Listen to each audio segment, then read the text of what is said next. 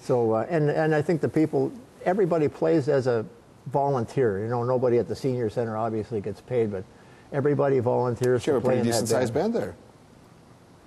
So after having done as many things as you have, is there something that stands out as something that you're particularly proud of? The minute I sit and think for a second, it's working with Ray Kroc, the founder of McDonald's. The years I had with, because I was right working in the same building as Ray. In fact, my office was 4 down from Ray's on the top floor of the McDonald Plaza. What was he like? Eccentric. Yeah, you said that. What does that mean?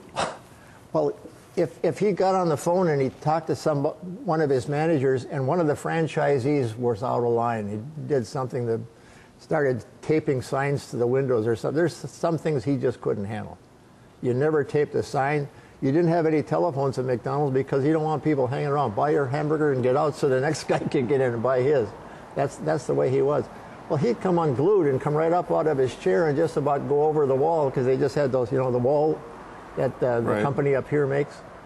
Well, when he came unglued, everybody in the place just held their breath and waited to see if he was going to bomb the place. He got very upset, and he says, get that man out of that franchise right away. He's not doing the kind of job I want, and that's the way he demanded things. We were going down Michigan Avenue in Chicago. Busy, busy traffic. In the bus, right? We've got his vice presidents and all the managers on the bus, and he's showing them. Pretty soon he says, stop the bus, stop the bus. What, Mr. Kroc? Just stop it. So when Mr. Kroc says stop, you stop it. In the middle of Michigan Avenue. He gets off the bus and walks in traffic, horns are beeping. He goes over. There's a guy sweeping the sidewalk in a hotel with a little thing, and he put it down, and he had this, and it closed back up and held the dirt, and the man walked in. He says, I got to have one of those for every one of my stores. He says, that's the most clever thing I ever saw.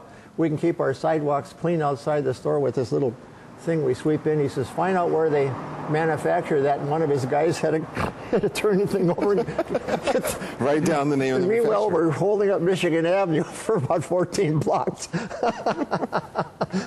Oh, that's how you come up with the ideas. We were going down the Eisenhower Expressway, and he was in his limousine, and his limousine driver was driving it. And I'm watching him, and all of a sudden, the limousine driver pulls over to the side, and I says, oh, my God, he's got Mr. Kroc in there. Something must have happened to the car. So I pull the bus up behind, put the flashers on, and walk up. I said, Bob, what's the matter? And he says, get in the bus and go. I'll tell you later. I'll tell you later. So I says, are you sure? He says, we're fine. Go ahead. So I get in the bus, and we go downtown. We were going to the Chicago Theater that night, and I got up, and he came up, and he says, you'll never believe it. And I says, tell me and I'll see. He says, try me. He said his cigarette lighter wouldn't work. And he says, fix my lighter right now. He says, so I can't put a new tank in his lighter and drive the car. I had to pull over on the side. And fix the cigarette. He says, well, when the cigarette lighter wouldn't work, he's turning it higher and higher to see if it'll flame up. Well, he had turned the adjustment all the way. He says, I put the new tank in, and when he lit it, it burned a hole in the headliner of the limousine. So that's a powerful lighter. He says, I can't tell you, on the road there. He says, just go downtown, I'll tell you there. Oh, golly, there are just so many incidences. He leaned out of the window one day and hauled at a cab driver for being in the way first. Instead of letting the driver of the limousine handle it, he's hauling. Taking care of it himself. Out the back window, taking care of it. He wanted to do it all himself. He said to stop one day. He says, run into Walgreens here and give me some cough drops. So I got out of the car, and I'm halfway around in front, and he's yelling out the window for me to come back. And I said, well, what's the matter now? He says, lock the doors. And I says, oh, I wanted to leave the motor running so the air conditioner could keep you cool. He says, I don't care how hot I get, lock the doors. Because the people were kidnapping rich people at the time, remember, and asking for some money. Right. Well, Ray Kroc's worth $1, right? So he's thinking kidnapping. Well, yeah, it made a lot of sense. Lock the doors. I wasn't thinking like he was. So lock the doors, he says. Different priorities. Take the keys with you and keep me locked in here. And then so that's the way it was. One day he had me buy lemons so he could mix drinks at his house, and he said, I don't have any garnishes, so buy some lemons. And they were 67 cents. So he had given me a couple dollars.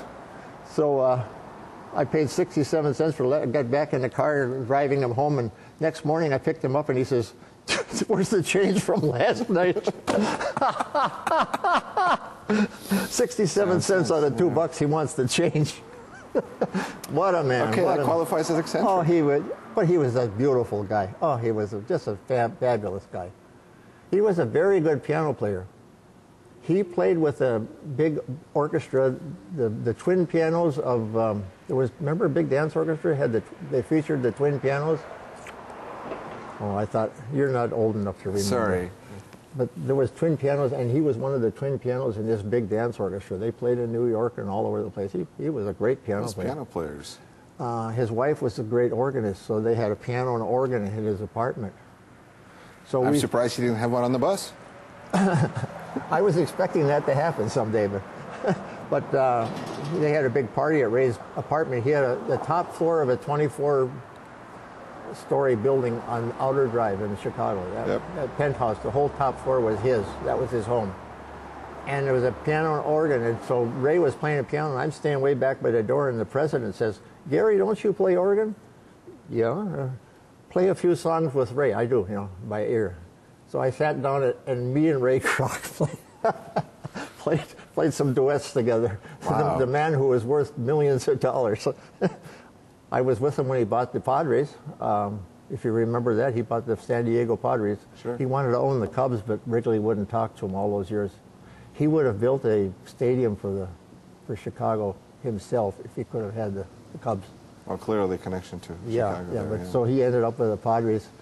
$12 million. He paid for the team, made out a check for $12 million. How many people can do that? And when the check came back from the bank, he put it in glass on the top of his desk, so that check for $12 million was there. It still is there, I think, as a keepsake, kind of a memory thing. But that was, to us, that was a lot of money. Think what they give for a team nowadays. Quite a bit more than that. Yes, $12 million means nothing anymore. But that's it. Ray Kroc, just like I say, was exciting. When anybody asks me what's the most exciting part of your life, I have to go back to that. That was just fantastic. He paid the drivers of the buses. Ray Kroc's belief was anybody that works for me is on the same level. There's no such thing as a manager and a floor sweeper janitor. He said, "You're all McDonald's employees." And he paid the same amount of money to the drivers of his buses as he did the managers of his stores. Well, it clearly worked out very well for him. So maybe there's something to that mentality. His theory must have been good, because McDonald's is still going.